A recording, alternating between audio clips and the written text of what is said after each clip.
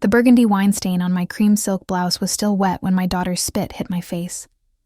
I felt it land, warm, deliberate, right below my left eye, sliding down my cheek in front of 23 family members gathered around my mother's dining table in Charleston.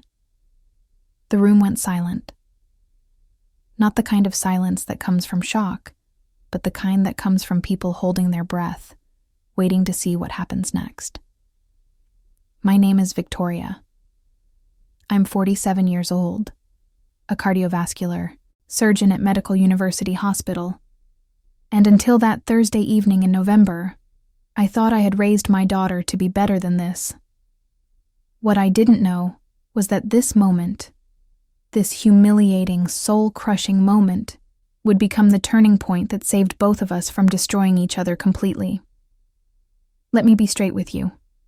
The way YouTube works, if you're not subscribed and actively commenting, the platform won't show you the rest of this story. This isn't clickbait. This is me telling you that the next 20 minutes of this story contain revelations that will genuinely shock you. So subscribe now. Comment your city. Not because I'm asking, but because you'll want to see how this ends. Because what happened after that dinner? It changed everything I thought I knew about being a mother. So let me take you back to where it really started. Not to that Thursday night, but to 6 months earlier, when I first noticed the credit card charges. I discovered them by accident. May 3rd, 2 a.m, I was reviewing our household expenses before a budget meeting with my financial advisor, something I did quarterly since my divorce 4 years ago had left me rebuilding everything from scratch. The spreadsheet showed charges I didn't recognize. Sephora, $400. Urban Outfitters, $600. Zara, $380. All within the same week. Sophia? I called out, walking to her room. She was 17, supposed to be asleep on a school night, but I saw the light under her door. She looked up from her phone, annoyed at the interruption. What? These charges, I said, showing her my laptop screen. Did you use my card? Her eyes didn't even flicker. You said I could buy clothes for prom. I said I'd take you shopping. I didn't say you could spend $1,300 without asking. She shrugged, returning to her phone. Whatever. You make enough money. It's not like you can't afford it. That should have been my first warning. But I was tired, stretched thin between 70-hour work weeks and single parenting, trying to be both mother and father to a girl who seemed determined to hate me for reasons I couldn't understand. So I let it go. I absorbed the charges, set a limit on the card, told myself it was just teenage rebellion. The charges continued. Smaller amounts, harder to track. 50 here, 80 there. Starbucks runs that couldn't possibly require $40. Uber rides across Charleston when she had a perfectly functioning car I'd bought her for her 16th birthday. Each time I confronted her, she had an excuse. She was with friends. She needed gas money. Everyone else got allowances. You have an allowance, I reminded her. $400 a month. That's nothing, she shot back. Madison's parents give her $1,000. Then maybe Madison's parents can pay for your Starbucks. By October, the financial strain wasn't even the worst part. It was the contempt. The way she looked, at me like I was an obstacle. An ATM that occasionally malfunctioned. We barely spoke anymore except in transactions. She wanted money. I said no. She slammed doors. The pattern repeated so often I started to feel like a prop in my own home. My mother noticed during one of our weekly phone calls. Victoria, when's the last time you and Sophia did something together? Not shopping, not arguing about money. Something that actually matters? I couldn't remember. The realization hit me like a scalpel. To the chest. Clean, precise, devastating. I'm planning a family dinner, my mother continued. Thanksgiving's coming up early this year with your brother's deployment schedule. Everyone will be there. Maybe you two could... She trailed off, hopeful. Maybe, I said, but I knew better. The day of the dinner, Sophia asked for $50. We were in the kitchen, me finishing a kale salad to bring to my mother's house, her leaning against the counter in an outfit that probably cost more than my monthly grocery budget. "What for?" I asked, not looking up from the cutting board. "Does it matter?" "Yes, Sophia. It matters. You've asked for money 17 times this month." "You're counting?" She laughed, sharp and ugly. "That's actually pathetic." I set down the knife, turned to face her. "Pathetic is spending your mother's money like it's unlimited and not saying thank you even once." "Thank you?" Her voice rose. "For what? For working 80 hours a week and pretending you're some kind of hero? For divorcing Dad and making everything about you?" The words landed exactly where she meant them to. My ex-husband, her father, had left me for his dental hygienist 3 weeks after I finished my surgical fellowship. Sophia had been 13, old enough to understand, young enough to blame me somehow.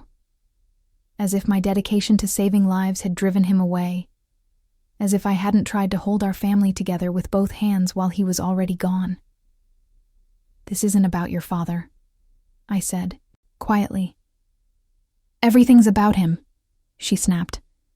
"You're so busy proving you don't need him that you forgot I still do." I wanted to say something, anything that would bridge the ocean between us. But she was already walking away, grabbing her purse, heading for the door. "We're leaving in 20 minutes, I called after her. "Family dinner." "Can't wait," she muttered, sarcasm dripping from every syllable. The drive to my mother's house in the Garden District took 30 minutes. Sophia spent 29 of them on her phone. I spent them wondering where I'd gone wrong, replaying every decision, every missed recital, every surgery I'd chosen over her school play. The guilt was familiar by now, comfortable almost, like an old wound that never quite healed. My mother's house smelled like rosemary and roasted garlic when we arrived. 23 family members crammed into the dining room, cousins I saw once a year, my brother Marcus in his army dress uniform, my Aunt Eleanor who never missed an opportunity to comment on my lifestyle choices. The table groaned under the weight of food: turkey, ham, sweet potato casserole, green bean almondine, my mother's famous chocolate pecan pie cooling on the sideboard. Sophia and I sat next to each other, maintaining the fiction of normalcy. She picked at her food, responded to relatives' questions with monosyllables. I made conversation, laughed at my uncle's terrible jokes, accepted compliments on my work at the hospital. Everyone pretended not to notice the tension between us, the way we occupied the same space but existed in different universes. The wine was flowing freely by the time dessert came around. My cousin James was telling a story about his new boat, something involving a manatee and a near miss with the harbor patrol. Everyone was laughing, relaxed. Sophia excused herself to the bathroom. She came back 10 minutes later, face flushed, eyes too bright. I recognized the signs immediately. She'd been crying. Something had happened while she was gone, something that shifted the air between us from cold to combustible. "Mom," she said, her voice cutting through the laughter. "Can I talk to you?" "Later, sweetheart. We're now." It wasn't a request. The table quieted. Everyone turned to look at us. "What is it?" I asked, trying to keep my voice level. "I need $50. The room held its collective breath. "We talked about this," I said carefully. "You don't need—" "I need it," she interrupted. "Right now." "Sophia, this isn't the time or place. You never have time." Her voice cracked, loud enough that my mother flinched. "You're always working, always busy, always too important to care about what I need." I felt every eye on us, felt the weight of judgment, the whispers that would follow. But I also felt something else: anger, clean and righteous, rising up through years of guilt. "What you need," I said quietly, "and what you want are not the same thing. You don't know what I need." She was standing now, trembling. "You've never known. You don't even try."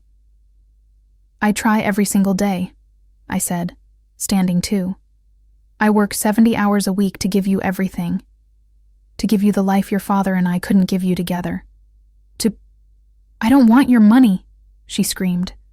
"I want you to actually see me."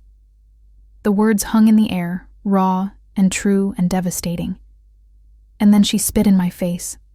I felt it hit, warm, deliberate, sliding down my cheek. Saw my mother's hand fly to her mouth. Heard my brother push his chair back. Watched my Aunt Eleanor's eyes widen in scandalized horror.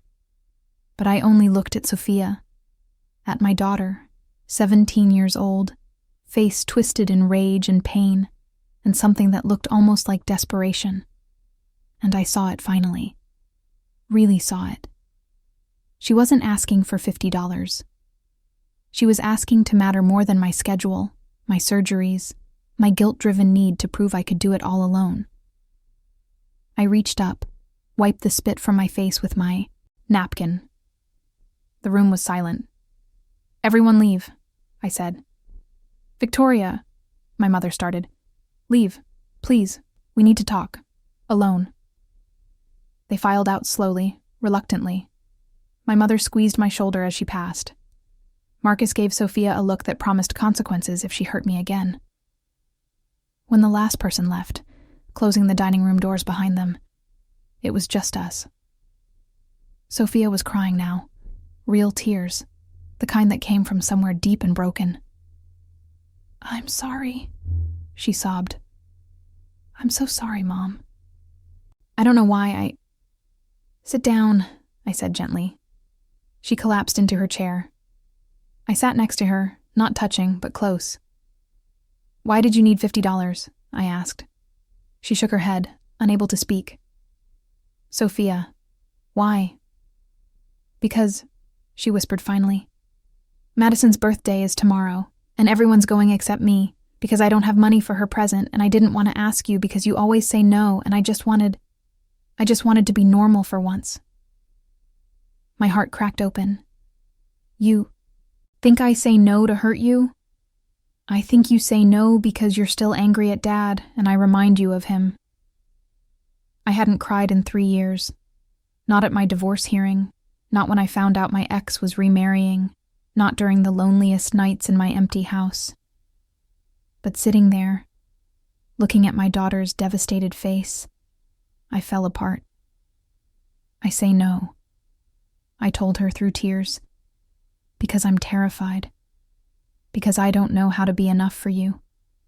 Because your father left and I convinced myself that if I just worked harder, earned more, provided better, you'd be okay. But I forgot the most important thing." "What?" "You don't need more money, Sophia. You need your mother. And I haven't been here. Not really. Not in the ways that matter." She was crying harder now. "I miss you. Even when you're home, you're not really there. You're always thinking about work or bills or everything except me." "I know," I whispered. "I'm so sorry, baby. I'm so sorry." She collapsed against me then, and I held her the way I hadn't in years, tight and desperate, and full of love that had gotten buried under guilt and exhaustion and fear. "I'll give you the $50, I said into her hair. "But that's not what this is about anymore, is it?" She shook her head. "Starting tomorrow, things change. I'm cutting back my hours. We're having dinner together every night I'm not on call. And we're going to therapy. Together. Because we need help, Sophia. Both of us." "Okay," she breathed. "Okay." We sat there, for a long time, holding each other, crying together. When we finally pulled apart, my mother was peeking through the dining room door, cautious. "Everything okay?" she asked. "No," I said honestly, "but it will be." 3 months later, Sophia and I were having breakfast at a diner on King Street. It had become our Saturday morning ritual. Therapy at 9, breakfast at 10:30, then whatever she wanted to do until I had to go in for my shift. That morning, she wanted to walk through the city, market, browse the handmade jewelry. "Mom," she said, spreading jam on her toast, "I wanted to tell you something." "What's that?" "I'm sorry. Not just for what happened at Grandma's. For everything before that. The money, the attitude, all of it." I reached across the table, squeezed her hand. "We were both drowning, sweetheart. Both trying to survive the only ways we knew how." "Yeah," she said. "But I was cruel. And you didn't deserve that." "I wasn't there when you needed me," I countered. "We both made mistakes." She smiled, real and genuine. "Dr. Patterson says we're making progress." Dr. Patterson is right. Outside, Charleston was waking up. Tourists already crowding the streets, horse-drawn carriages clopping past, the smell of beignets from the cafe next door. Everything looked the same as it always had. But something fundamental had shifted. We were still broken in places, still healing. But we were doing it together now. That night, I found an envelope on my pillow. Inside was a card, handmade, decorated with glitter and stickers the way she used to make them when she was little. The message inside was simple. "Thank you for not giving up on me. Thank you for seeing me. Love always, Sophia." I kept that card in my desk drawer at the hospital. On the hard days, the ones where I questioned every choice, every sacrifice, I'd pull it out and remember. Remember that sometimes the greatest gift we can give our children isn't money, or things, or even time, though that matters too. It's the willingness to break open, to be honest about our failures, to rebuild together from the rubble of our mistakes. Sophia's in college now, studying psychology. She calls me 3 times a week. We still go to therapy together once a month, maintenance sessions to keep us honest. And sometimes, when she's home for holidays, we'll drive past my mother's house and she'll joke about the infamous Thanksgiving dinner. "Remember when I lost my mind?" she'll say, grinning. "Remember when I finally woke up?" I'll respond. The truth is, we both lost something that night, but we also found something more valuable, each other, real and flawed, and fighting to be better. And that, I've learned, is worth more than any amount of money I could ever give her.